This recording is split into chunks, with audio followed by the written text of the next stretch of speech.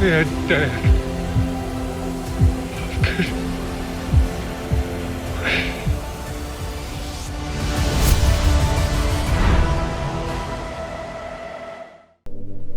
Crux sancta sit mihi lux.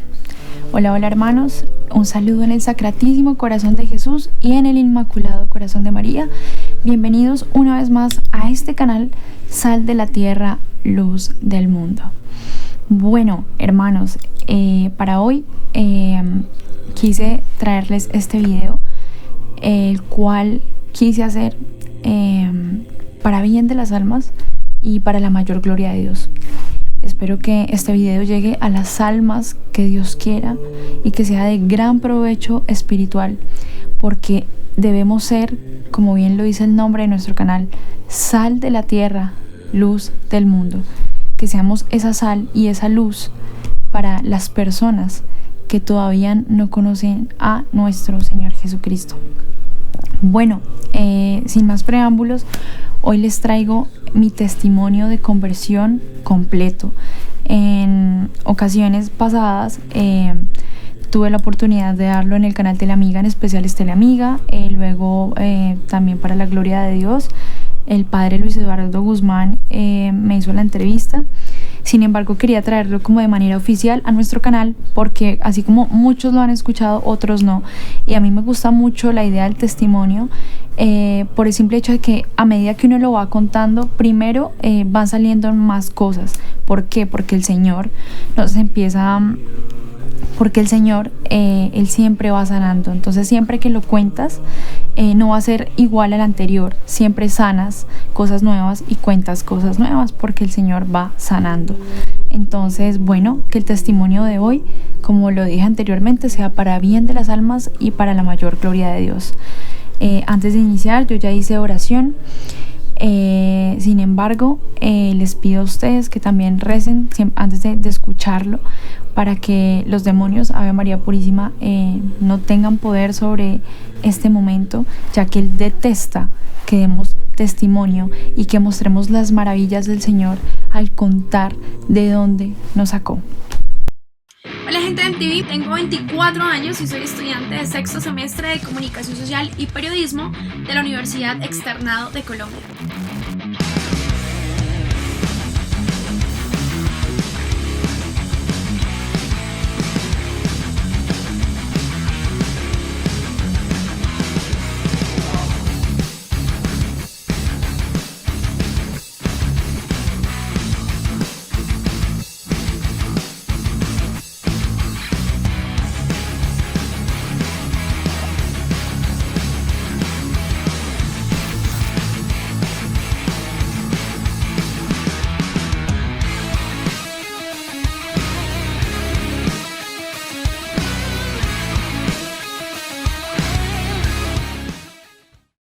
Bueno, les cuento, mi nombre es Angélica María Páez, ese es mi nombre de pila, pero hoy en día soy Angélica de Fletcher. Bueno, Angélica actualmente tiene 29 años, es comunicadora social y periodista, pero no ejerce en este momento, se dedica a su casa, a su hogar, a su familia y a hacer uno que otro tipo de trabajo de locuciones, pero sobre todo se dedica a servir a su esposo y a su hija. Bueno, yo nazco en un hogar católico light. Nazco en un hogar mamá, papá.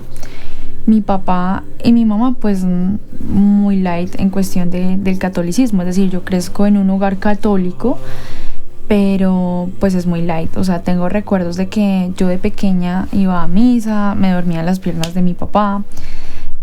Sí, pero pues era como que vamos a misa los domingos porque toca ir a misa los domingos, sí, pero no porque de verdad me hubiesen inculcado o cimentado pues desde pequeña la riqueza de la Iglesia Católica o lo que es tener fe, ¿verdad?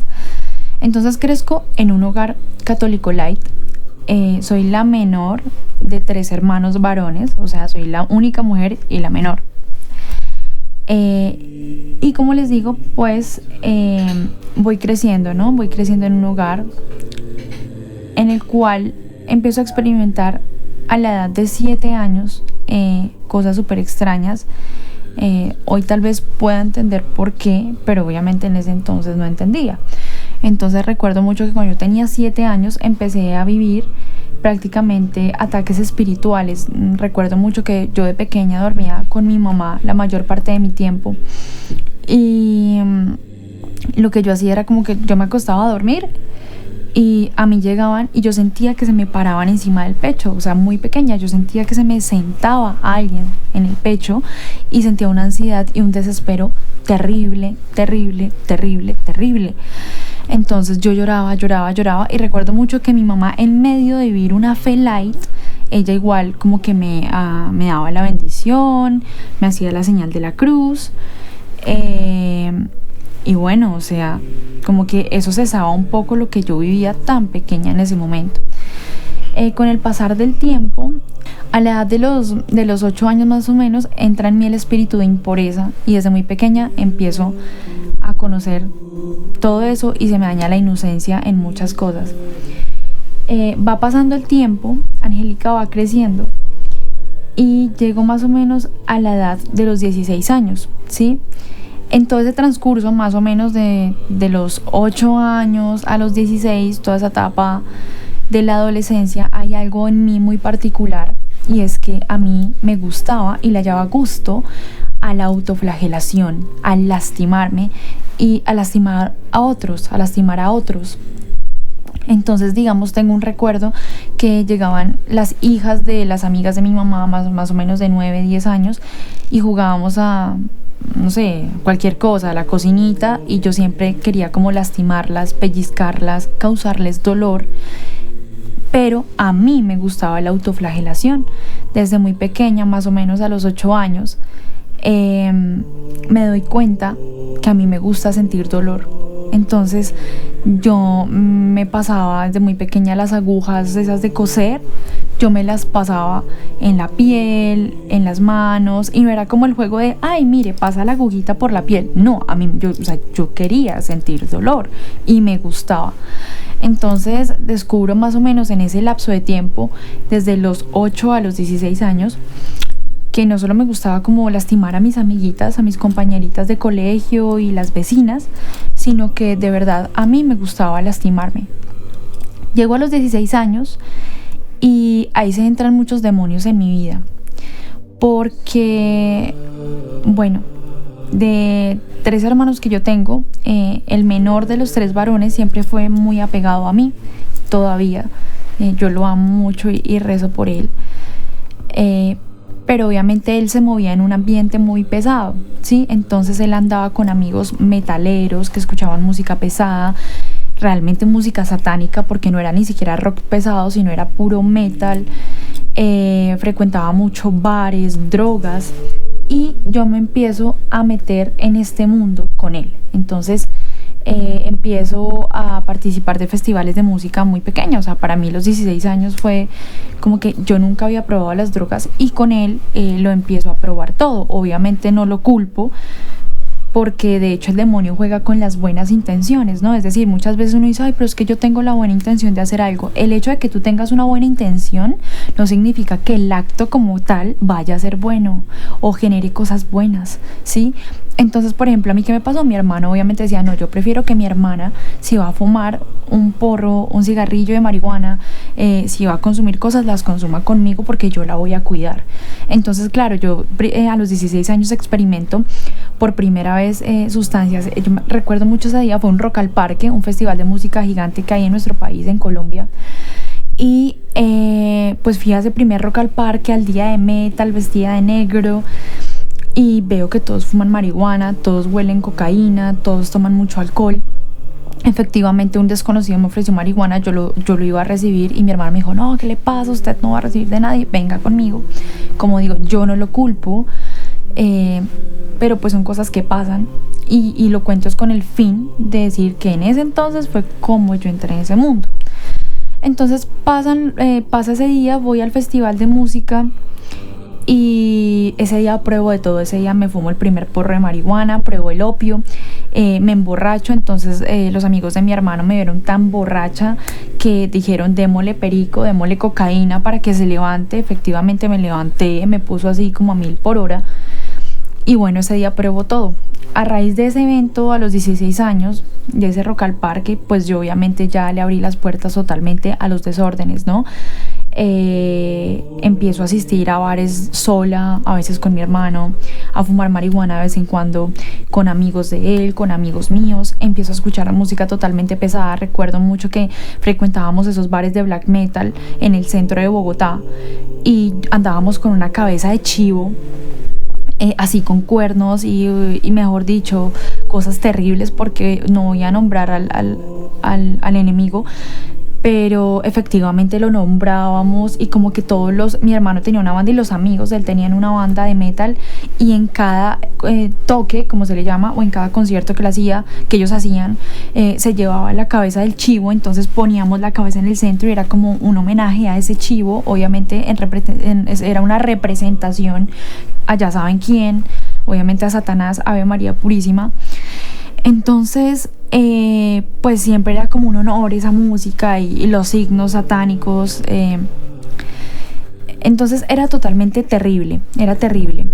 Empiezo a frecuentar estos lugares y obviamente estas decisiones, estos espacios hacen que a mi vida empiecen a llegar cosas terribles. Entonces obviamente ya también a esa edad yo también tenía novios, pues no tenía novio, pero entonces ya tú pierdes la virginidad, cometes el pecado de fornicación, porque es normal, eres una chica joven, estás viviendo, tienes que vivir la vida.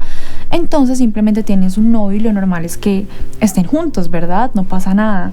Entonces empiezan a entrar todos estos espíritus en mi vida. Se le abren las puertas de par en par al diablo para que haga fiesta en mi vida. Básicamente también se comete el pecado de planificar, ¿no? Porque ustedes saben que eso de las pastillas del día después, todo eso no es avalado por la iglesia. Entonces no solamente consumo drogas, consumo alcohol, no tengo solamente desórdenes sexuales, sino también empiezo a planificar, ¿cierto? Para no quedar en embarazo. Sigue pasando el tiempo y resulta que a los 18 años, en ese entonces no era como ahora, que todo este tema de los tatuajes y de los piercings y de las modificaciones corporales eran súper exclusivos. Era muy raro el que tú veías a alguien tatuado, o era muy raro el que andaba como en esa onda. Ahorita ya todo el mundo está así. Entonces yo conozco este mundo y por primera vez a los 18 años me hago mi primera perforación. Eso fue en la lengua. Recuerdo tanto que mi papá, pese a que mis papás eran muy light y todo, igual siempre han sido muy buenos padres, mi papá se enfureció ese día, hasta me pegó, que yo por qué iba a hacer ese tipo de cosas, que qué me pasaba. Bueno, terrible. Y descubro algo y digo, wow, esto de los piercings es una maravilla. A mí toda la vida me ha gustado el dolor.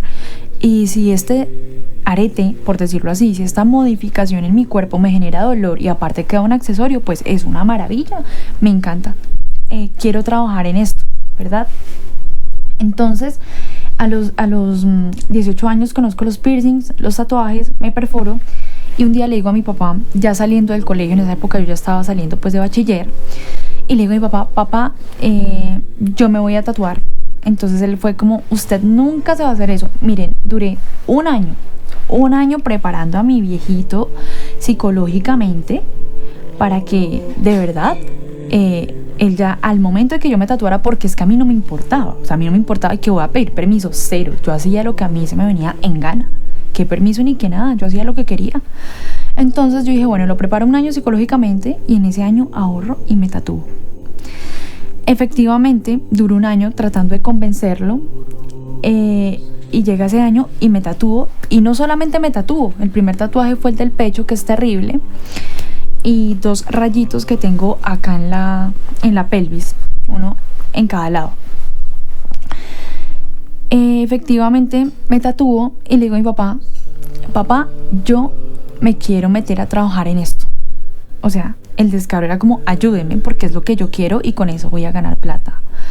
Efectivamente mi papá ya cede y ya dice, bueno, pues ya salió del colegio y quiere especializarse en eso, pues hágale, pues es lo que le gusta. hágale.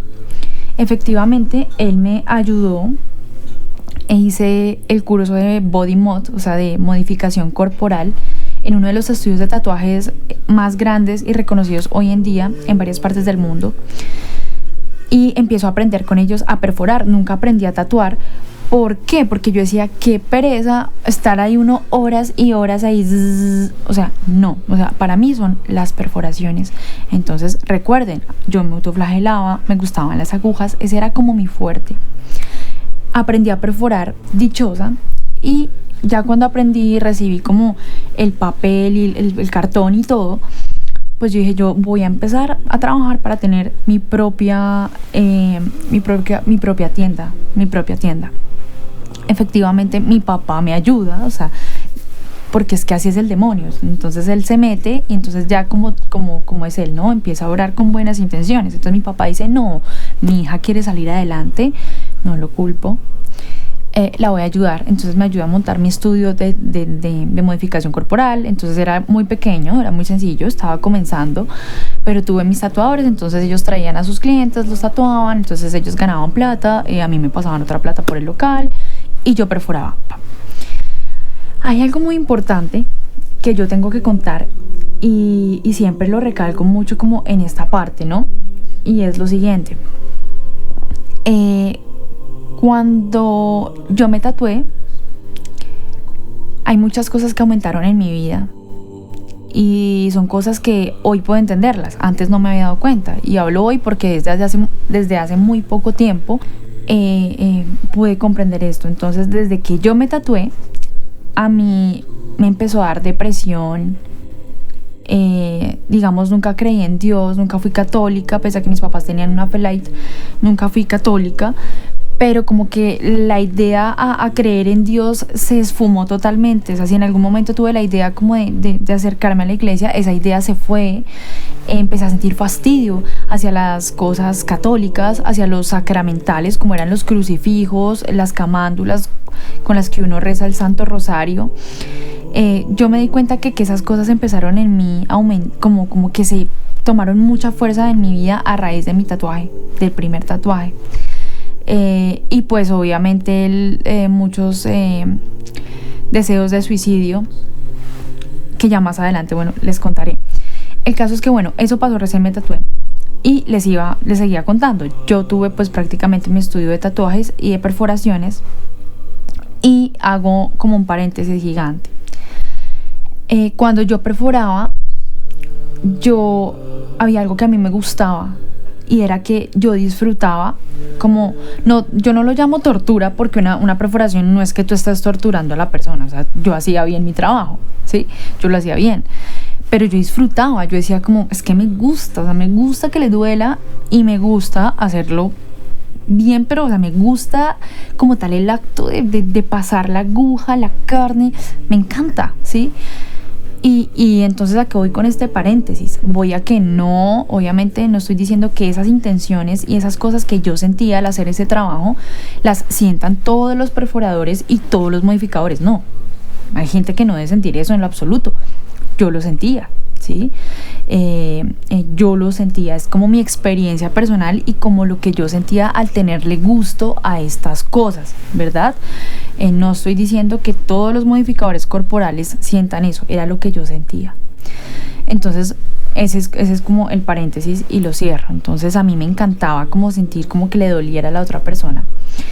Entonces, bueno, yo tengo mi estudio de tatuajes, todo el cuento, y sigo en la misma onda de estar en fiestas, obviamente totalmente lejos de Dios, o sea, nada, o sea, en fiestas, fumando marihuana, oliendo cocaína, rodeándome de personas totalmente ateas, agnósticas, incluso satanistas.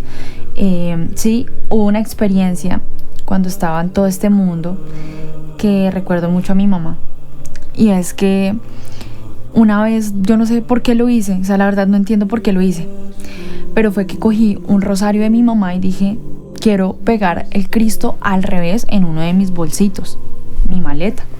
Cogí el rosario, lo boté, cogí el crucifijo y lo puse al revés y lo pegué en un bolso de cuero con taches que yo tenía. y andaba así. Cuando mi mamá se dio cuenta, mi mamá fue como, ¿qué le pasa? Mi mamá ya como que estaba empezando a tener una conversión, a dejar la tibieza y a encontrar esa radicalidad que debemos tener todos los cristianos, cristianos católicos. Entonces mi mamá obviamente se puso tenaz. Esa vez me dijo, mire, usted puede ser mi hija, yo la puedo amar, pero con las cosas de Dios no se me mete. Y mejor dicho, esa vez casi me pega. Eso fue una experiencia terrible también para ella. Bueno, sigue todo el tema de que a raíz de que ya tengo este local y todo el cuento, sigo trabajando en eso y algo muy peculiar empieza a pasar en mí. De la nada empiezo a leer el cigarrillo. No fue algo que yo haya querido, no fue algo que yo dije, uy, es que hay algo, o sea, como a buscar en lo oculto y las cartas, jamás. O sea, a mí eso nunca me gustó. Simplemente un día, se los digo así, yo estaba así fumando, porque yo fumaba cigarrillo, mucho cigarrillo, y yo estaba fumando y yo estaba con mi mamá. Ella, bueno, eso del cigarrillo creo que fue un poco antes de que mi mamá iniciara ya como un proceso de conversión, porque pues yo fumaba con ella. Entonces, una vez yo estaba con el cigarrillo y yo lo miraba, simplemente lo miraba, y yo era como, a la señora Carmen, el esposo le está poniendo los cachos, le está haciendo infiel con la vecina. Y yo no sé por qué sabía, o sea, yo como que simplemente lo miraba y no era que yo dijera, la ceniza de esta forma significa esto y de esta otra forma significa lo otro. No, simplemente yo estaba fumando, lo miraba y como que se me venían voces a la cabeza que me decían, papá, diga esto. O sea, simplemente yo lo hablaba y salía. Y yo, mami, mira lo que dice acá. Y mi mamá, ay, Angélica, no moleste. Efectivamente, pónganle que a la semana la vecina le contaba a mi mamá. Ay, imagínense que mi esposo me está poniendo los cachos. Y eran cosas así. Hasta que un día lo miré y le dije, mami, mi abuelita se va a enfermar, va a estar tantos días enferma, toca ver qué es lo que le va a pasar. Y yo leía esa vaina, no sé cómo. Hoy en día entiendo que, sí, o sea. Y efectivamente mi mamá, pues como todavía no era conversa, pues él empezó a contar a mis tías, a mis tíos, y eso era un hit. Entonces cada vez que íbamos de visita donde las tías eran, Angélica, venga, yo no fumo, pero fumo cigarrillo con tal de que usted me lo lea. Entonces yo, bueno, tía, entonces el plan era sentarnos como unas tías chismosas a fumar cigarrillo y a tomar tinto, y léale y diga vainas. Y yo decía, un día, y puedo asegurarlo que por pura misericordia de Dios, yo siento en mí que eso no está bien, como que eso no, porque cada vez que yo lo hacía yo sentía una fuerza en mí así como que mandaba como lo que yo veía en el cigarrillo. Y un día yo le dije a mi mamá, mami, ya no más, o sea, yo no sé qué es esta vaina, o sea, ¿por qué lo estoy haciendo? No más, o sea, ya, simplemente no quiero, me aburrí de eso, no le hallé gusto. Y hoy en día entiendo que fue la gracia de Dios. Fue la gracia de Dios que no permitió que yo me ahondara más en esos temas. Bueno, ¿qué más les iba a contar? Bueno, sigue pasando el tiempo. También caigo, también con mi mamá pues se convirtió más adelante. Ella también pues cayó, pues en medio de que no conocía bien a nuestro Señor, pues cayó en el error de regalarme a mí como amuletos. Entonces me regaló esas cosas que vende esta señora Hilda Strauss, que bien sabemos que es una señora totalmente, pues todo eso del ocultismo y esoterismo y todas esas cosas son lejos de Dios. Los que oran en eso no es Dios, no es el Espíritu Santo. ¿Sí? El hecho de que tengan una cruz, una ficha del Sagrado Corazón de Jesús, de la Virgen María, o que tengan una cruz y que digan es que Dios, no, ahí no está Dios, ahí está el demonio, hermanos, ahí no está Dios, ¿ok? Entonces es durísimo. Y también caigo en ese coso de andar con amuletos, creyendo en cosas de esa señora. Pasa el tiempo, yo voy creciendo. Y resulta que más o menos a los 19 años empiezo a tener experiencias bisexuales. Es decir, empiezo a hallarle un gusto a las mujeres. Este es un tema también, o sea, mi testimonio se divide en muchas cosas, como en varios segmentos. Uno de ellos eran los tatuajes. Hago un paréntesis, hay un testimonio sobre un exorcismo que me hizo un sacerdote a raíz de los tatuajes. Eso está en YouTube, se los voy a dejar acá en la descripción del video. Sin embargo, se ve en muchas partes, y otra parte sin duda es la parte del bisexualismo, ¿no? Porque llego a los 19 años y empiezo a empiezo a sentir como gusto por las mujeres. Realmente no era en ese momento nada trascendental, es decir, no era que no, ya estoy con una mujer, me enamoré, no, simplemente yo veía a una mujer y yo, ay, tan bonita, ay, tan linda, o sea, me causaba gusto. Bueno, entonces pasa el tiempo, me gustan las mujeres, sigo metida en este mundo del tatú, rodeada totalmente de personas lejos de Dios, sigo consumiendo drogas, consumiendo alcohol, y en mí entran muchos espíritus de suicidio. Más o menos yo creo que a esa edad, sí, prácticamente a los 19 años, 18 años, es que intento suicidarme, intento quitarme la vida 2 veces, y las 2 veces fue ahorcándome. Entonces la primera vez fue porque yo de un momento a otro entré como en un estado de depresión. Entonces, pese a que yo decía, bueno, tengo a mi familia, tengo a mis padres, a mis hermanos, tengo novio, estoy en el mundo del tatuaje, me hacen tatuajes, yo gano plata, ¿por qué me siento así? Y me sentía muy triste, muy deprimida, e intento quitarme la vida. Como ya les dije, la primera vez me ahorqué. Fue un episodio muy duro, en el cual pues le he pedido perdón a mi mamá. Bueno, le pedí perdón a mi mamá y a mis papás, porque uno a veces no es consciente del dolor que puede generar en sus padres y en las personas que lo aman a uno a raíz de estas decisiones que no vienen de Dios, obviamente. Entonces esa vez, por pura misericordia de Dios, pues no me funciona, me cuelgo y despierto después en mi cama con todo esto inflamado.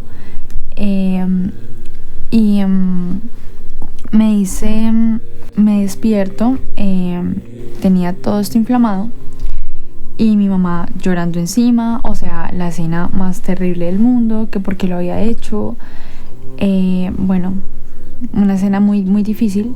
Y obviamente me despierto y el cuarto estaba vuelto nada, o sea, como que cuando uno está en esas, como que uno patalea mucho. Y había tumbado el televisor, un televisor de esos viejos gigantes de cola grande, lo había tirado al piso, o sea, todo lo había vuelto una nada. Y bueno, esa fue la primera vez. Y la segunda vez fue igual, y esa vez fue terrible, porque había una voz en mí que me decía como, mátate y vas a estar más cerca de Dios. Pese a que yo estaba lejos de Dios, mi mamá en ese entonces ya estaba como teniendo una conversión y ella rezaba mucho por mí, bueno, y reza mucho por mí y por mis hermanos. Y yo sentía una voz que me decía eso, como si te matas vas a estar cerca de Dios. Y había noches enteras que yo me la pasaba llorando y yo decía, bueno, me tengo que matar porque seguramente voy a estar con Dios, ¿cierto? Él me va a recibir y voy a estar mejor, este mundo es una porquería, a nadie le va a importar, me va a matar.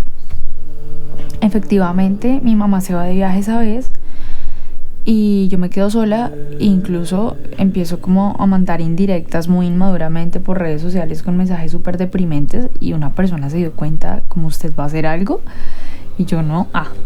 El caso es que ese día como me baño, como súper rico y digo, bueno, me muero llena. Y ya, incluso ese día pensaba ir a misa.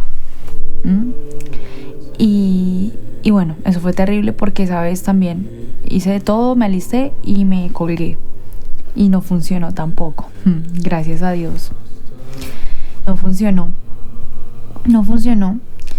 Llegó una persona, me encontró colgada, ya casi desmayada, me bajó de ahí y llamó a mi mamá otra vez casi se muere. Bueno, fue terrible. En ese entonces pasó algo terrible en mi vida, de lo cual ya me confesé,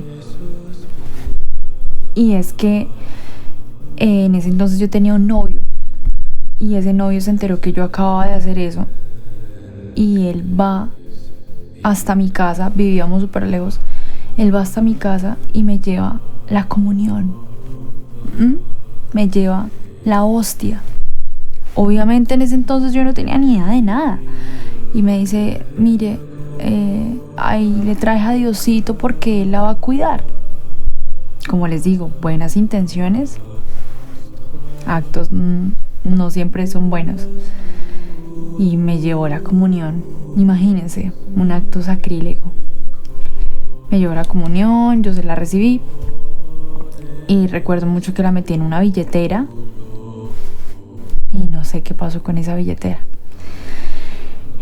Fueron muchas cosas, ¿no? Entonces ahí empiezan como los espíritus de suicidio, el engaño. Pues ese episodio de mi vida lo supero, pero sigue habiendo depresión, ansiedad, ataques de pánico. Resulta que ya llega más o menos, si no estoy mal, el 2012 y mi papá me dice, bueno, usted tiene que hacer alguien en la vida, usted tiene que estudiar. ¿Qué quiere estudiar? Yo le voy a pagar la universidad. Efectivamente, yo le digo, bueno, yo quiero estudiar comunicación social y periodismo y entro a estudiar esta carrera en el externado. Llego y me encuentro con un mundo pues nada asombroso para mí, porque pues me encuentro con personas, obviamente gente muy chévere, muy buena, muy sana, pero pues yo en mi mundo pues me metí con los otros locos como yo. Entonces me encontré otra vez con un mundo de drogas, de marihuana, de alcohol, de excesos. Igual por gracia a Dios, miren que a mí nunca me enganchó la droga, es decir, que yo dijera, uy no, es que duré 30 años pues fumando, no, como que no le hallaba, como sí, como que de vez en cuando fumaba y esas cosas. Me gustaba, eso sí, tomar bastante alcohol, pero como que ningún vicio como tal, ese tipo de vicios me enganchó. El caso es que yo cierro mi mini estudio de tatuajes y de perforaciones y me dedico total de lleno a la universidad. Y cuando entro a esa universidad también empiezo de una forma terrible a ofender a Dios. Recuerdo que hice un cortometraje que me duele mucho porque resulta que había un casting para hacer un cortometraje y las personas que se ganaran la mejor historia les daban un grupo de trabajo. Eran 2 historias las que tenían que ganar y habían muchos que nos postulábamos pues al tema. Y ganó mi historia y la de otra chica, y mi historia pues obviamente fue terrible. Es un cortometraje del cual no me siento orgullosa. Me saqué 5, me fue súper bien. Mejor dicho, todo el mundo me aplaudía porque qué historia, no, obviamente era terrible.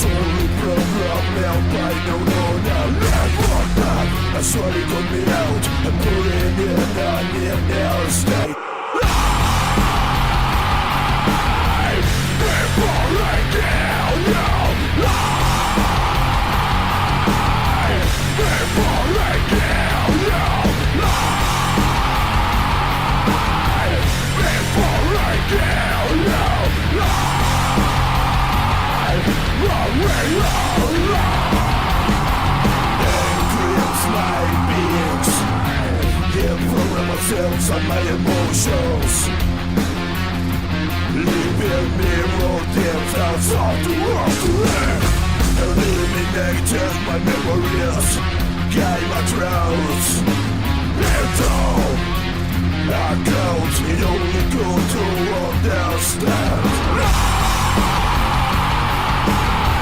People right now,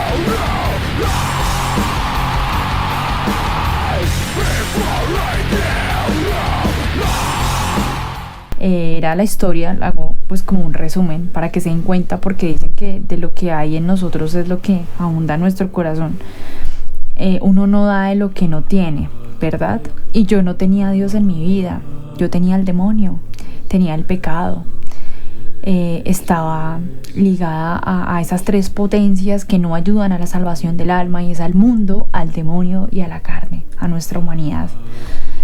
Y efectivamente pues la historia que yo escribo es de una mujer que se llamaba Victoria, y Victoria es una chica que es depresiva, violenta, zoofílica y pedófila. Entonces al final esta chica pues la historia como tal era como que ella salía de su casa y salía de acá y tenía que llegar como a este lugar, Y durante su transcurso de camino le pasaban un montón de cosas en donde se mostraban estos episodios de su vida. Entonces eran escenas donde se mostraba la pedofilia, la zoofilia, obviamente todo pues en cuestión de arte trabajado, no eran escenas reales. Y al final esta chica se internaba en un convento. Entonces esta chica, Victoria, llega al convento, se interna y digamos que como que la expectativa es como no, ya se convirtió la vieja y se va a meter de monja. Pues al final muestran bueno, es que escribo yo y sale de mi corazón que sale esta chica al final y muestra cómo corrompe a las monjitas del convento. Entonces totalmente hago una escena lésbica de Victoria con una monja lamiendo un rosario, cosas totalmente terribles, y me va súper bien en la universidad. Entonces llego allá a terminar de embarrar, la verdad, llego a cometer este tipo de cosas. Luego a raíz de la universidad también pasa algo, y es que empiezo a trabajar en MTV. Obviamente no fue como, no estuve en el canal como tal, pero empiezo a hacer unas cápsulas desde casa que me contactaron en esa época y me dijeron, mira, vamos a hacer un programa que va a ser desde la casa. Entonces hago unas cápsulas y empiezo pues a trabajar en hacer estas cápsulas en este canal MTV, que es totalmente pro aborto, pro LGBT, y yo dichosa, ¿no?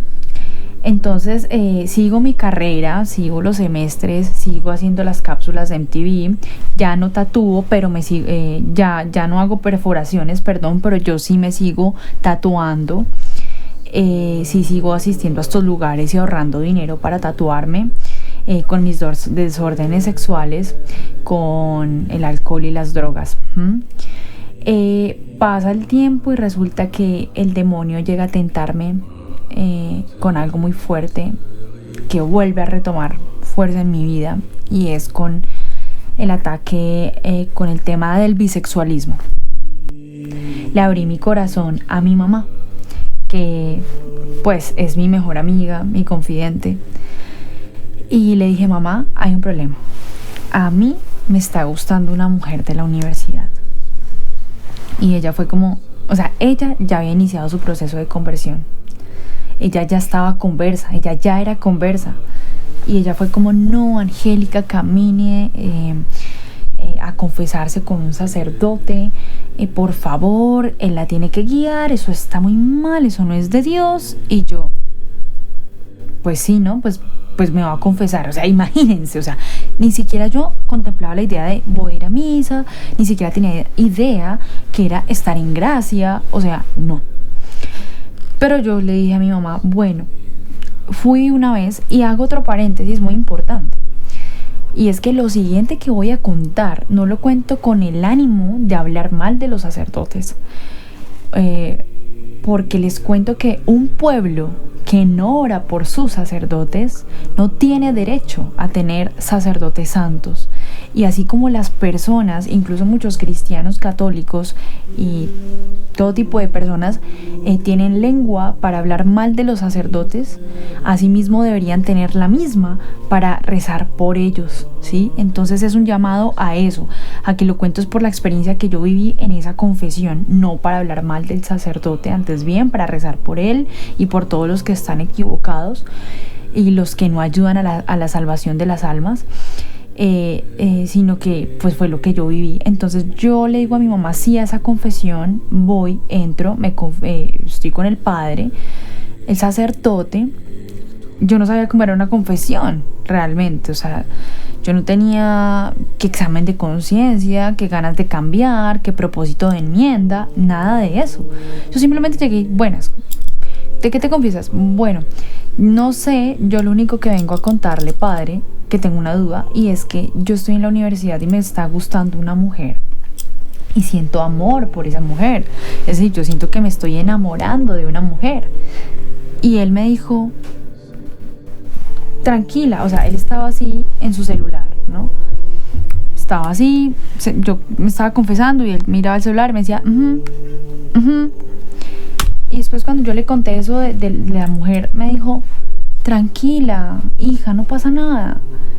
Si tú sientes amor por esa mujer, no pasa nada. A Dios no le importa que tú sientas amor por un hombre o por una mujer. A Dios solo le interesa que tú sientas amor.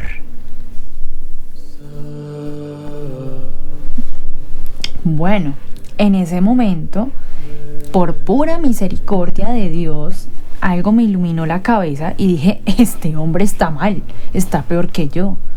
Porque algo en mí me decía que eso a Dios no le agradaba y que a Dios no le importa que tú sientas amor por un hombre o por una mujer, o sea, como que no importa, no. Dios nos hizo hombres y mujeres y Él en su palabra condena al afeminado, al homosexual, al soberbio, al ladrón, al borracho. Él lo condena, no lo condeno yo, ¿por qué no? O sea, Él condena eso en su palabra. Él condena todas las acciones antinatura. ¿Sí? Por ende a Dios no le va a dar igual que tú como mujer te enamores de otra mujer porque es amor. Love is love. No, ese es el típico discurso barato del progresismo que es totalmente inspirado por Satanás. ¿Sí? Eso no viene de Dios. Obviamente eso lo entiendo hoy. Efectivamente, cuando el padre me dice eso, yo quedé como, ok, me dio la absolución, no recuerdo, me salí y yo, mami, él me dijo que no era malo. Y fue como, ¿cómo así? Fue como, ¿cómo así, mamita? Y yo, sí, no, mami, no me dijo que era malo. Y fue como, pero en mí quedó como que era malo. Sin embargo, no me importó esa confesión, pues cero, porque yo no quise empezar una vida sacramental, no entendía nada y yo seguí mi vida común y corriente, ¿sí? Incluso había otro sacerdote que en ese entonces pues yo tenía unas expansiones así de grandes, o sea, me cabía una tapa Merey en una crema que venden acá, como así. Yo tatuadísima, yo andaba mostrando mis tatuajes y todo, súper orgullosa. Y un sacerdote era como, mamá, déjela, es joven, es moderna, déjela, mamá, eso no pasa nada. Cuán equivocados están. Recemos por ellos. El caso es que no me importa esta confesión. Y a pesar de que eso quedó maquinando en mí y que estaba mal, pues igual quedé como plop, ¿sí? Plop. O sea, dije como, no, esto no va al caso. Pasa el tiempo, al final yo salgo con esta chica, gracias a Dios no se da una relación seria y como que ese sentimiento se corta, se va, yo vuelvo y me dejo crecer el pelo y resulta que vuelvo a tener relaciones desordenadas con hombres, que el noviecito acá, que el noviecito acá, terrible. Efectivamente llega un año muy duro y voy a contar una parte muy dura de mi testimonio. Si no estoy mal, en el año 2016 un día salgo con mis compañeros de la universidad y me quedo a dormir fuera de casa y me quedo a dormir en una habitación con un chico que realmente no me gustaba, o sea, que yo dijera físicamente wow, o sea, simplemente como que nos caíamos bien y ya, pero el demonio es así y la carne es así. Ese día me quedé fuera de casa y pues estuve con un compañero de mi universidad y quedé en embarazo y en ese año aborté voluntariamente. Cabe aclarar que a raíz de mis desórdenes sexuales, de una relación así fuera de 2 años, 3 años con un novio y luego fuera una relación de 1 mes y luego otro con una relación de 2 años y así sucesivamente, cabe aclarar que yo tuve pérdidas, yo varias veces quedé en embarazo, pero eran pérdidas involuntarias, eran abortos espontáneos. Pero llega este año, si no estoy mal, fue el año 2016 que ocurre esto. Quedo en embarazo y yo aborto.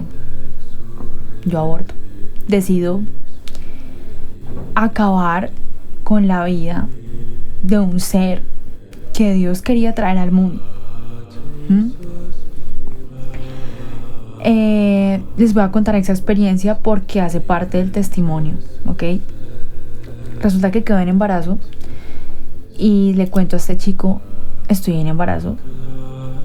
Y él es como, yo ya he abortado, a mí me pasó eso con novias anteriores, no lo podemos tener, hay que abortar. yo entro en shock y les voy a compartir algo porque es un testimonio. Y es que estoy segura, y está claro. Y es que algo que yo pude experimentar cuando yo quedé en embarazo fue que yo sentía algo en mí. Sé que suena como obvio, tenías un bebé. No, hablo más allá de un cuerpo, porque si no, eso no es un cúmulo de células. Es un bebé, es un ser humano en su etapa. Pero más allá de eso, yo sentía que en mi vientre había un alma. Yo sentía que en mí había un alma. Y resulta que yo entro en shock y digo, sí, yo tengo que abortar. Tengo que abortar. Yo no puedo, estoy estudiando, no he terminado mi carrera. Tengo que hacerlo. Yo no puedo salirle con esto a mis papás. Efectivamente, pues no tengo la suerte ni la valentía de toparme con estos movimientos pro vida que hoy, para la gloria de Dios, existen, que salvan muchos bebés y salvan las 2 vidas. En ese entonces no me importó. Recuerdo que entonces fuimos a este lugar totalmente que le pertenece a Satanás, y es Oriéntame, en donde se cometen muchos abortos, muchos asesinatos a los inocentes, ¿no? A los más indefensos. Voy a este lugar con este muchacho, averiguamos, nos dan un precio y nos dicen, vean, hay 2 opciones.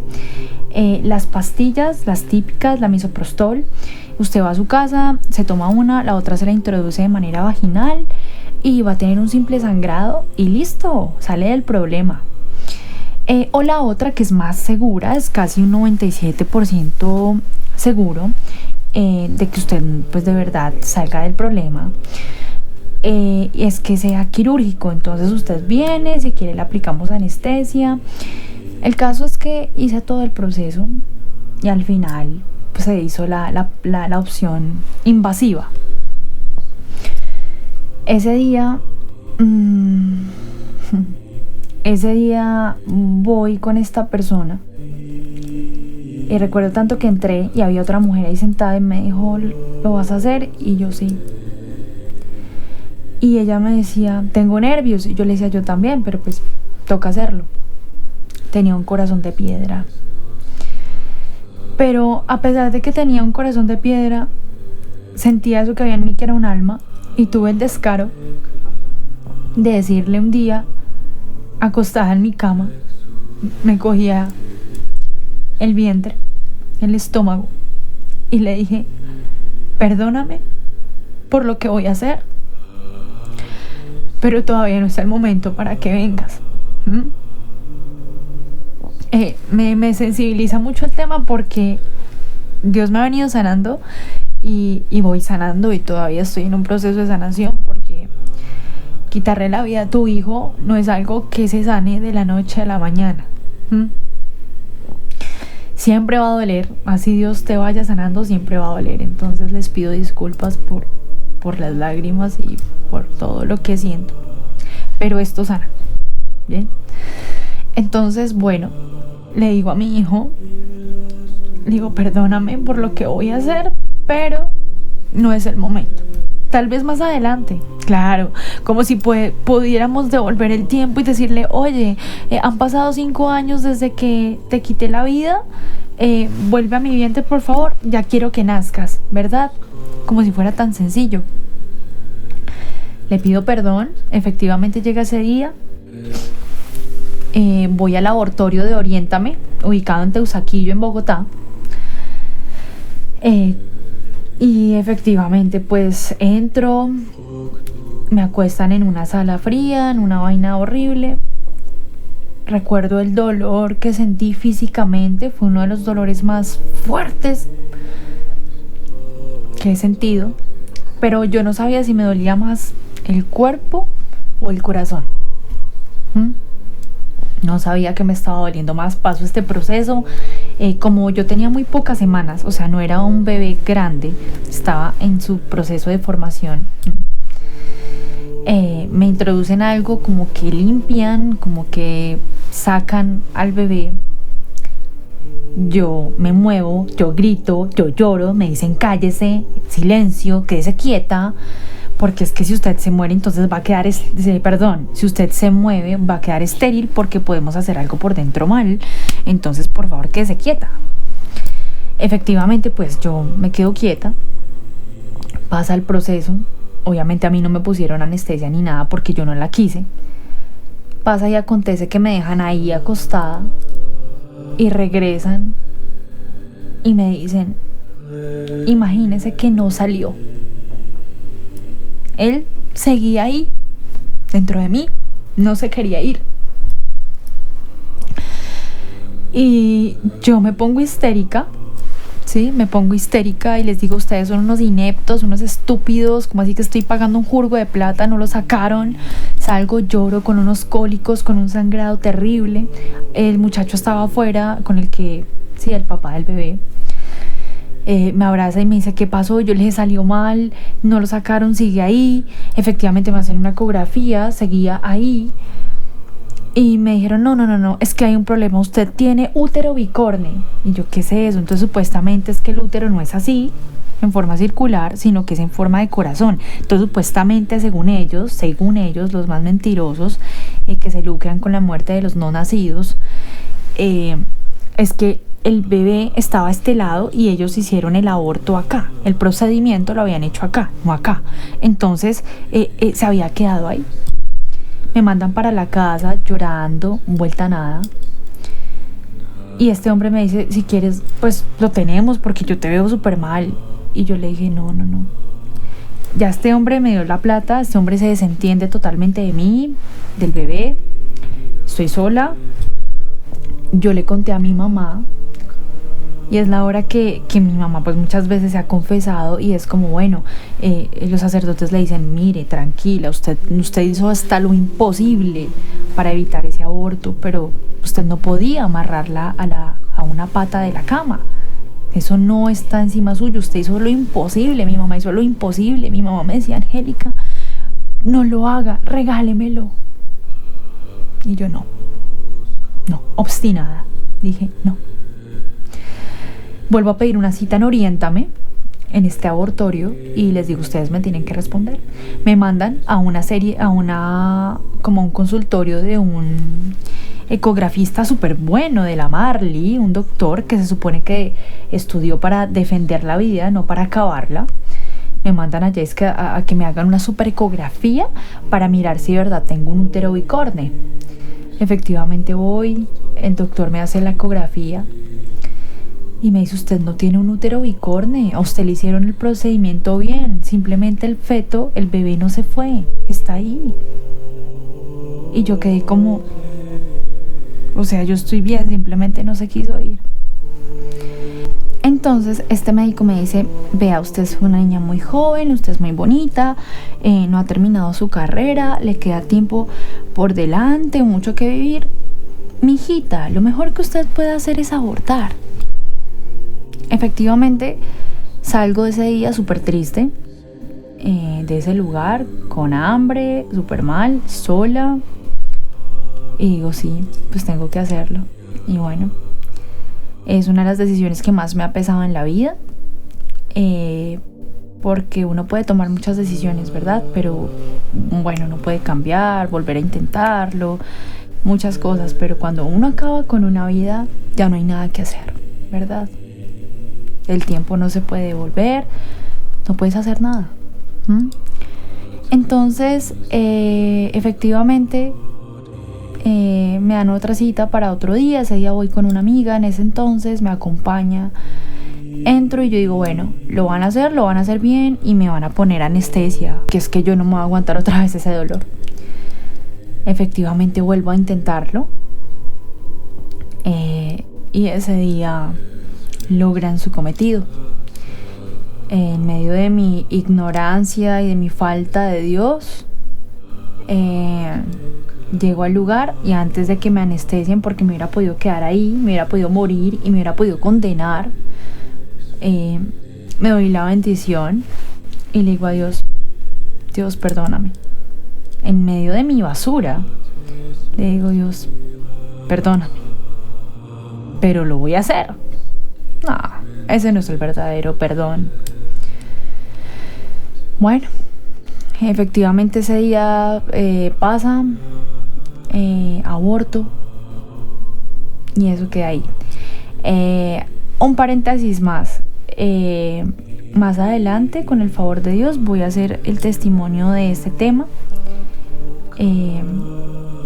para como que conozcan más a fondo las consecuencias que deja abortar, que no es una mentira, que sí hay un síndrome posaborto y todo este tipo de cosas, ¿no?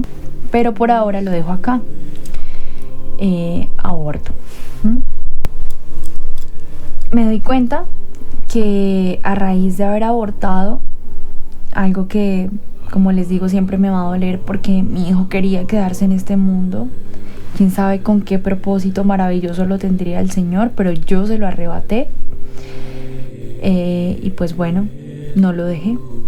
Entonces, a raíz de este acto atroz, en mí aumentan los ataques de pánico, la ansiedad, la depresión. Escuchaba voces de bebé, bueno, llantos de bebé en mi oído en las noches. Bueno, prácticamente casi me vuelvo loca. Tanto al punto que empiezo a sufrir de insomnio, y este ya fue como el último episodio de toda la oscuridad de mi vida, porque a raíz ya de haber tocado fondo es que llega la luz, ¿verdad? Entonces, bueno, entro en depresión, ataques de pánico, ansiedad. Yo seguí estudiando, sin embargo, me iba muy mal. No soportaba estar dentro de un bus, dentro de un medio de transporte así masivo. No soportaba estar en un salón de clases porque sentía que me iba a morir. Empiezo a sufrir de insomnio. Una vez duré 3 noches enteras sin dormir, parecía un zombie. Fue una época de diciembre. Me hospitalizaron, no lograba conciliar el sueño, me mandaron para psiquiatría. Este doctor casi me hace regresión, por gracia de Dios no me la hizo, pero sí empiezo a consumir un montón de droga psiquiátrica, que lo que hizo fue volverme loca, porque de verdad escuchaba cosas terribles. Tuve unos episodios terribles. Esa droga de verdad lo que hace es empeorarlo a uno. Simplemente me hacía falta Dios. El caso es que bueno, ya tocó fondo. Obviamente yo me metí también, se me olvidó mencionar, yo caí mucho en ver pornografía, y pues no salía de ahí. Entonces ya mis últimos días era encerrada en el cuarto, fumando marihuana, viendo pornografía, una que otra vez tomando alcohol, sola. Y dejé de ir a la universidad. Hasta que un día me entero que mi mamá, pues ella siempre ha rezado mucho por nosotros, y me entero que mi mamá me dice: Angélica, yo la consagré a usted al Inmaculado Corazón de María. Y yo quedé como, pues hermanos, esa consagración rindió sus frutos, y es por esa consagración, por esa poderosa intercesión de nuestra Madre, la Virgen María, que escuchó las súplicas de otra madre, de mi madre, de aquí de la tierra, y fue por esa consagración que hoy estoy acá. Obvio, primeramente por voluntad de Dios, porque fue infinitamente misericordioso, porque me sacó del infierno, me arrancó de las garras del demonio, porque me abrió los ojos del alma y me permitió ver su amor, su justicia, su misericordia, su verdadera misericordia, porque la misericordia no es la de, ay sí, pobrecito, pero sigue pecando. No, eso es una falsa misericordia. La misericordia es cuando tú de verdad tienes conciencia de pecado, y para obtener ese perdón de Dios debes saber que fallaste, que debes reparar y tener ese propósito de enmienda, de no volver atrás, para no ofenderle y para no irte al infierno, ¿sí? Entonces, efectivamente, mi mamá me dice un día que me consagró al Corazón Inmaculado de María, y eso queda en mi cabeza. Y a lo último le digo: mami, me quiero confesar. Y ella fue como, ¿cómo así? Y yo, sí, me quiero confesar. Efectivamente, ella me lleva donde un sacerdote con el cual preparé mi confesión de vida. Fue mi primera confesión, que fue con un gran sacerdote en ese entonces en Bogotá. Y esa vez cuando me confieso salgo, ustedes no se imaginan, o sea, yo salgo como wow, como si sobre mí se hubiera ido un montón de cosas que cargaba, que sentía un peso terrible.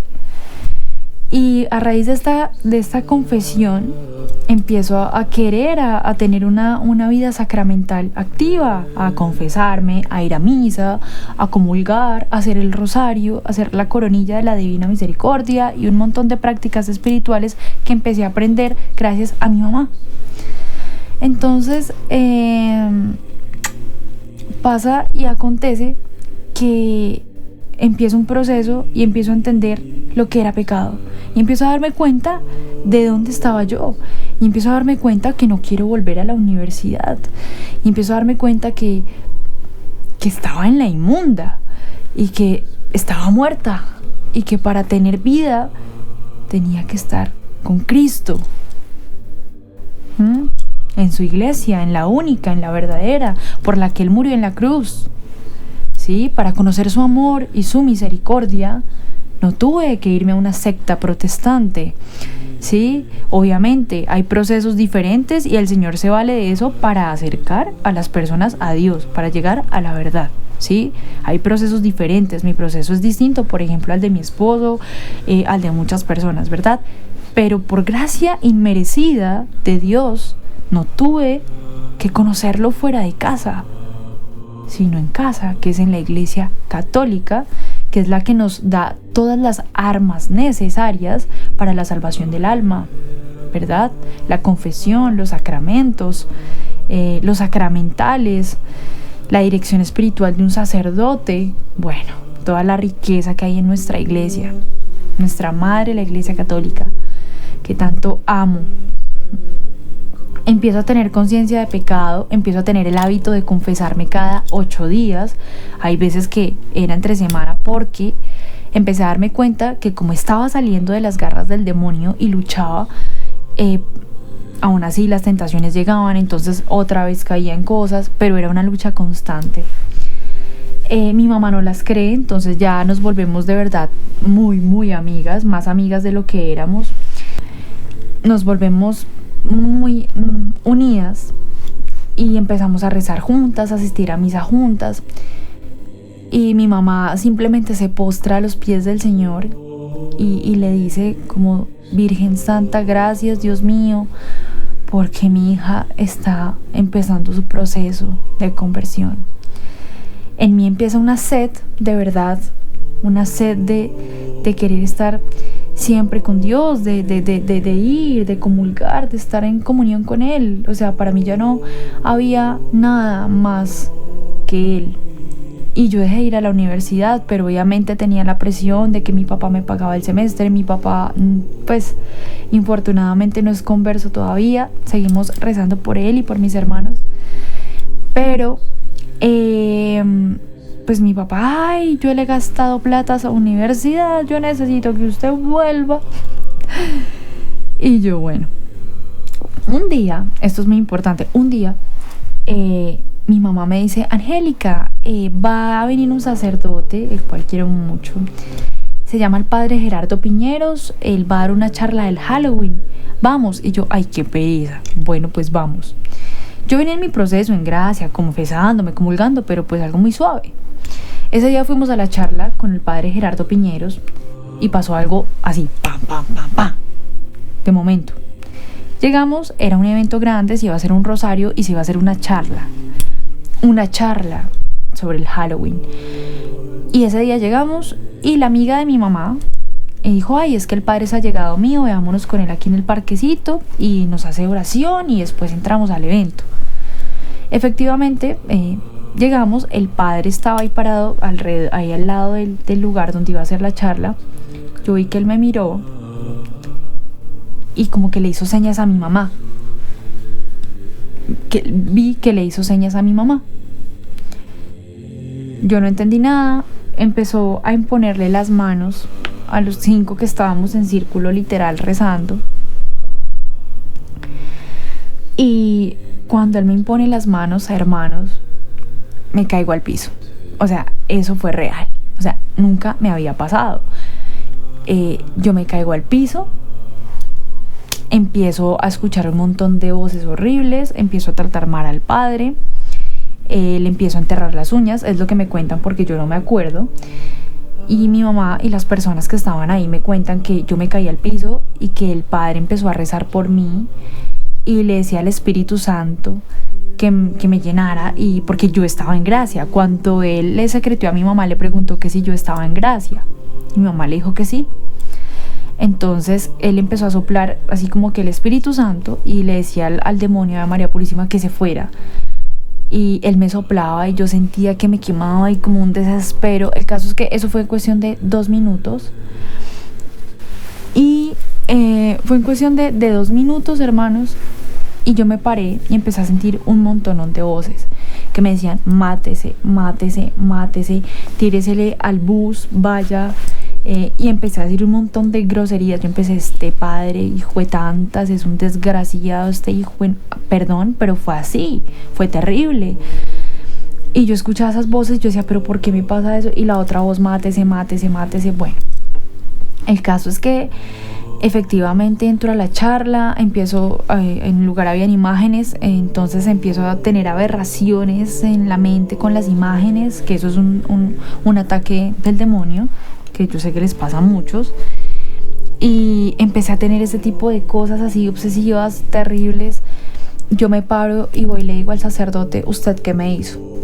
Y él me dice a mí: tranquilo, o tranquila, no recuerdo, creo que fue tranquilo, vaya y siéntese porque ya se va a ir, algo así fue, o sea, yo no me acuerdo bien. Y yo quedé como plop y obedecí. O sea, eso que estaba dentro de mí que se quería salir, le obedeció al sacerdote, a la autoridad, porque toda autoridad viene de Dios. Y cómo no va a haber autoridad en los ungidos, en los consagrados. Se fue. Yo me fui, me senté, y efectivamente ese día al final el padre termina la charla, impone las manos a todo el mundo y nos unge con óleo, con aceite exorcizado. Cuando él me hace eso a mí, hermanos, yo caigo al piso, pero ya no caigo como en cuestión de que iba a salir algo, sino sentí un descanso. Y nunca voy a olvidar ese día, porque ese día inició, por gracia de Dios, mi historia de amor radical con el Señor. Es decir, nosotros siempre caemos, siempre tenemos temores, pero ese día el Señor me cogió y ya, o sea, ya te quiero para mí. Cuando yo me caigo al piso, yo quedo como dicen que es un descanso de espíritu, y veo que alguien de blanco, al cual no le veo la cara, es Jesús, ¿sí? Veo en ese que estoy acostada, veo que llega un hombre de blanco, me alza en sus brazos, me carga y me dice: ya fue suficiente, ahora trabajaremos juntos, ya estuvo bien. Entendí que Jesús me estaba diciendo: ya no más, te quiero solo para mí. Cuánto amor, ¿no? Cuánto amor, cuánto amor. Yo me despierto, un hombre me alzó y me dijo: ¿cómo te llamas? Y yo: Angélica, Angélica María. Un paréntesis, como raro mis paréntesis, yo estuve a nada de quitarme el nombre. Cuando estuve trabajando en todo el tema de tatuajes, a mí me dieron un nombre artístico que ya no vale la pena recordar, pero estuve a nada y todo el mundo me conocía así con ese nombre, ese seudónimo, y yo detestaba mi nombre. Yo decía: Angélica María, qué nombre tan horrible. Hoy en día le doy gracias a Dios porque Angélica, pues ángel, o sea, me parece muy bonito, y el María pues en honor a Nuestra Señora, por Dios. Bueno, Ese día cambió mi vida totalmente. Empiezo a tener unos ataques espirituales durísimos. Es decir, el padre me coge y me dice: los ataques van a ser muy duros. Llego a mi casa, empiezo a ver demonios literal en mi cuarto, en el techo, en las paredes. Empiezo a ver las formas, las caras de ellos. No me dejaban dormir. La ansiedad, como a decirme: esto no le va a funcionar. Y el sacerdote me da ciertas directrices para seguir pues como el proceso, y me doy cuenta de que yo ya no quiero estudiar. Pongo esa intención en oración y le digo a Dios: ¿tú quieres que vuelva? Y él en oración me da a entender que no, que yo no debo volver a la universidad. Y se me mete como ese celo apostólico, por decirlo así, de que me doy cuenta que realmente, o sea, yo no estoy diciendo no estudien, no trabajen, no hagan nada con su vida. No, si usted quiere, hágalo. Si sus papás lo ayudan, salga adelante, chévere. ¿Sí? En mi caso, en mi experiencia, yo sentía que la universidad simplemente pudre el alma. Y yo simplemente pensé, porque desde ese día dije: yo solo quiero llegar al cielo. Y la universidad no me va a ayudar a llegar al cielo. Es decir, yo quiero dedicarme a estar con Dios, nada más. Y el Señor me corrobora que sí, que yo no debo volver a la universidad. A mi papá casi le da un infarto, porque me dice: he gastado esta plata, ¿qué va a hacer de su vida? Y le digo: papá, yo te amo, agradezco tus esfuerzos, sé que es por amor, pero antes que obedecerte a ti, tengo que obedecer a mi Padre que está en los cielos. Su voluntad está primero que la tuya, papá. Obviamente él no lo entendió, no lo ha entendido, y no sé si lo llega a entender. Estaba loca. Dejó el externado por ir a misa todos los días y quedarse en la casa rezando. ¡Wow! Sí, eso quería hacer yo. Efectivamente no vuelvo a la universidad, no me retiro, simplemente no regreso, lo cual me hace muy feliz hoy en día porque aprendí lo que tenía que aprender, y por gracia de Dios pude ponerme esos dones y esos aprendizajes al servicio de Cristo, de la fe y de la verdad. Pero pues en ese momento no me importó. Renuncié a esas cápsulas que hacía de MTV. El demonio siempre pone tentativas deliciosas. Es decir, yo le digo al director de MTV Colombia: no voy a volver a hacer esas cápsulas. Me dice: ¿por qué? Yo le digo simplemente: ¿por qué no? Y él me dice: ok, te estás perdiendo una gran oportunidad. Esto servía para tu vida.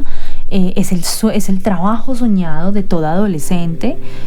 Y simplemente yo le digo: no, muchas gracias. Claramente por gracia de Dios, ¿no? Porque las fuerzas no son nuestras. Cuando queremos hacer algo bueno, pues viene de Dios, y si lo logramos es por su gracia, no por mérito humano, así queramos. Sí, es importante tener esa voluntad, pero en sí todo viene de Él, no de nosotros. Renuncio a MTV, no vuelvo a la universidad. No tengo novio, me quedo sola y empiezo a discernir si el Señor me quiere para ser religiosa o para la vocación del matrimonio. Y efectivamente el Señor pasa el tiempo y me empieza a mostrar que sí, que Él no me quiere para ser religiosa. Empecé a entender por qué, y ahí conozco a Diego, quien actualmente es mi esposo. Nos conocimos, fuimos amigos, luchamos por tener un noviazgo en castidad, y para la gloria de Dios nos casamos un 27 de abril, todo en discernimiento, en dirección espiritual. Nos casamos un 27 de abril del 2019. Hoy en día estamos de la mano de Dios, luchando con la cruz, porque el matrimonio es una cruz. Y el Señor nos da la cruz para la salvación del alma, ¿no? Eso que hoy en día dicen: no, es que ganar el cielo es facilísimo. O sea, un cristiano que no tenga esto, que no tenga la cruz, que es el acto de amor más grande del Señor, no es el fracaso de Dios, es la gloria de Dios. Hoy en día estamos casados luchando día a día por la santificación mutua, porque ese es el fin del matrimonio, ¿no? La salvación del cónyuge, y pues ayudarse a llegar al cielo, ¿no? Ese es el fin del matrimonio y la prole, darle hijos a Dios. Entonces, hoy en día estamos casaditos, tenemos una hija hermosa, se llama María Guadalupe, tiene 1 año y 3 meses. La amamos con todo nuestro corazón, fue deseada, fue planeada. La amo, al igual que mi otro hijo, que espero esté en un buen lugar por la misericordia de Dios, y todos los hijitos que pude haber perdido a raíz del pecado y de mi vida sin Dios. Y bueno, hermanos, esa es la luz. Así Dios cambió mi vida, Dios restauró mi vida. Para Él no hay nada imposible, Él hace nuevas todas las cosas. Y como les digo, doy gracias a Dios por haber cambiado mi vida, por haberme dado ese toque de radicalidad. Porque bueno, a raíz de que yo dejé la universidad, empiezo a discernir, me caso. Y pues hoy en día le trabajo al Señor en este canal, Sal de la Tierra, Luz del Mundo. El Señor, por gracia de Dios, en todo este tiempo que estuve sola, sin ir a la universidad, empiezo a rezar en este tiempo, a discernir, a entrar en el cuarto, a estar como en esa solitud con el Señor. Empiezo a tener una experiencia de amor con Él maravillosa. Y empieza a mostrarme que Él es divinamente providente, porque claro, yo me quedo sin trabajo, ya no estudio, y por gracia inmerecida me lleva a trabajar a Teleamiga. Al comienzo pues no era un trabajo, simplemente yo a raíz de que me empiezo a dar cuenta de un montón de cosas que están pasando en nuestra iglesia, pues decido trabajar allá. Y pues me dicen, bueno, venga, pero acá no hay trabajo, tendrá que hacerlo gratis. Y yo, no me importa, así tenga que limpiar el polvo, alzar cables, lo hago con amor, con tal de servirle al Señor. Y si de algo le sirve lo que sé, pues lo voy a poner al servicio de Dios. Efectivamente entro, duro un tiempo allá trabajando. Me veo corta de dinero, y el Señor es tan divinamente providente que cuando me iba a salir, porque yo dije, no tengo plata, necesito ayudar a mis papás, necesito ingresos, me contratan. Entonces llego a trabajar a Teleamiga, y ahí surgen un montón de cosas hermosas. Conozco a Diego, quien hoy en día es mi esposo. En ese entonces pues yo ya lo conocía de un tiempo para atrás, habíamos sido amigos por el medio, por el trabajo, por redes sociales, pero nunca se había concretado nada porque él estaba en su proceso y yo en el mío. Y cuando nos vimos por primera vez fue allá en el canal Teleamiga, para un programa de radio que le hice a él con un grupo de música sacra en donde él cantaba. Lo conozco, me doy cuenta que Dios nos quiere unir, es decir, nos hacemos novios y empezamos a luchar por un noviazgo en castidad, difícil, porque cuando tú has tenido toda una vida en donde no has alimentado tu espíritu sino la carne, pues los hábitos que tiene tu cuerpo y pues obviamente tu alma también no son buenos. Entonces luchar para ser castos fue bastante difícil, pero el Señor nos dio la gracia. Obviamente errores, caídas que nos pasan, porque yo sería una hipócrita si vengo a decir como no, todo fue perfecto, mejor dicho, los más santos. No, es duro, pero se puede y se logra para agradar a Dios y para poder amarle sobre todas las cosas. Entonces luchamos por tener un noviazgo en castidad hasta que nos casamos. Hoy en día somos esposos.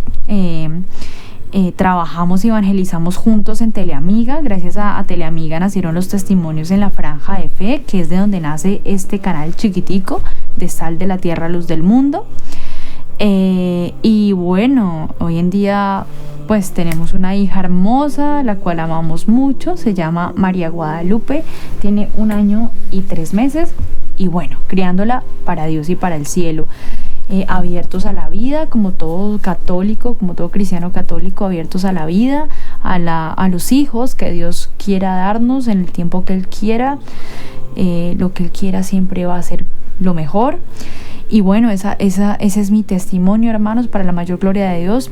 Siempre procuro dejar ese mensaje de esperanza, y es sobre todo a la juventud, que hermanos, no se dejen engañar por el mundo, el modernismo, por sus falsas vanidades. Eso solo le va a traer a usted la muerte eterna, ¿sí? Dios es un Dios de amor, pero también es un Dios de justicia. Y hay una frase que a mí me encanta mucho de San Agustín, y es la que dice: Dios que te creó sin ti, no te salvará sin ti. Es decir, Dios quiere que tú estés con Él eternamente, ¿verdad? Pero Él te da un libre albedrío y Él respeta ese libre albedrío, así que tú debes querer estar con Él, ¿sí? Y ese es el llamado a la juventud, a que no se dejen engañar por las vanidades del mundo, por los falsos engaños del demonio, que busquen ser santos, que lo que importa es la vida eterna. Eso es lo que realmente importa, ¿sí? Obviamente es el estudiar, el trabajar, el querer ser alguien en este mundo, está bien, ¿sí? Pero hay algo más allá, y es que nosotros vinimos a este mundo es como peregrinos, y siempre lo he dicho a raíz de mi historia de amor con Cristo, tú me creaste, Dios, para venir a conocer el amor tuyo por medio de la cruz, del sacrificio más grande que han hecho por amor, porque no es el fracaso de Dios, es el acto glorioso del Señor, ¿no? La cruz es el gesto de amor más grande. Y por eso invito a los jóvenes a que se conviertan. Algo muy importante, y es a que se consagren al Inmaculado Corazón de María, porque tarde que temprano, en los tiempos de Dios que son perfectos, en su eterno presente, se darán los frutos. Heme aquí, es un fruto de la consagración, mi conversión, de esa súplica como de mi mamá. También un mensaje a todas las mamás, a todos los papás que tienen sus hijos que están en el mundo, que no quieren saber de Dios.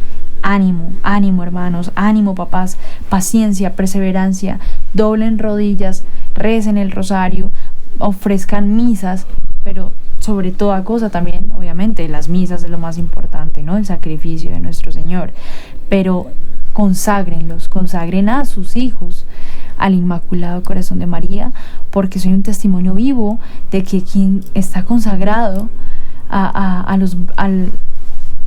quien está consagrado al corazón de Nuestra Señora no perecerá, y más en estos tiempos. Es ella quien nos sostiene, es ella por quien vamos a Jesús. Así que este es mi testimonio, espero que sea para bien de las almas, para la mayor gloria de Dios. Simplemente agradecida con Cristo por su amor, por habernos dejado a sus sacerdotes, a los sacramentos que nos acercan a Él, que nos ayudan en este camino a la santidad.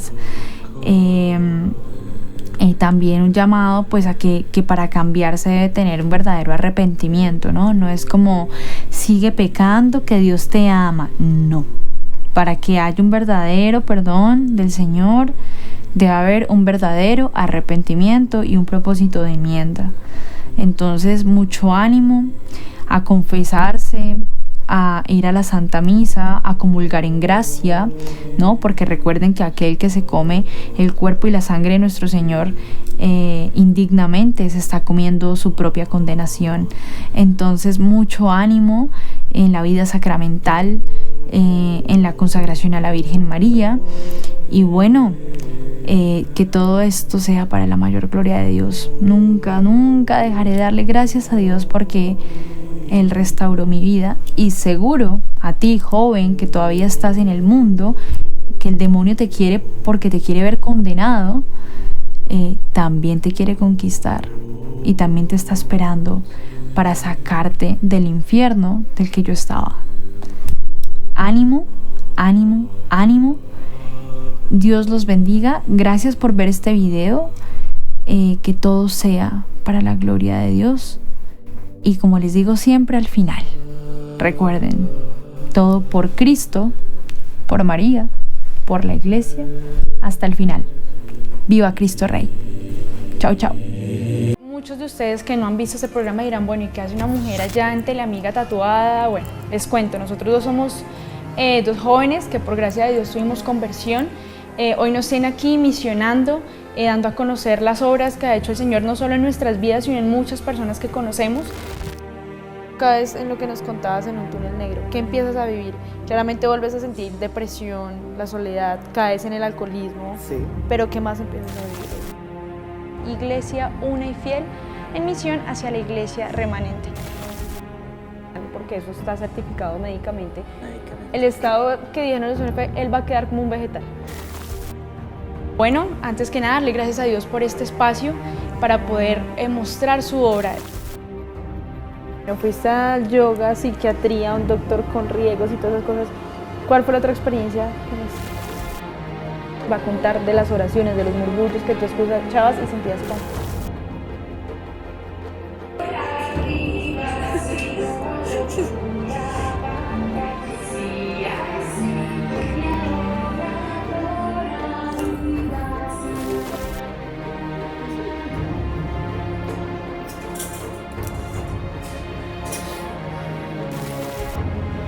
Ego te lineo olio salutis, in Cristo Iesu, Domino nostro, ut habeas vitam aeternam.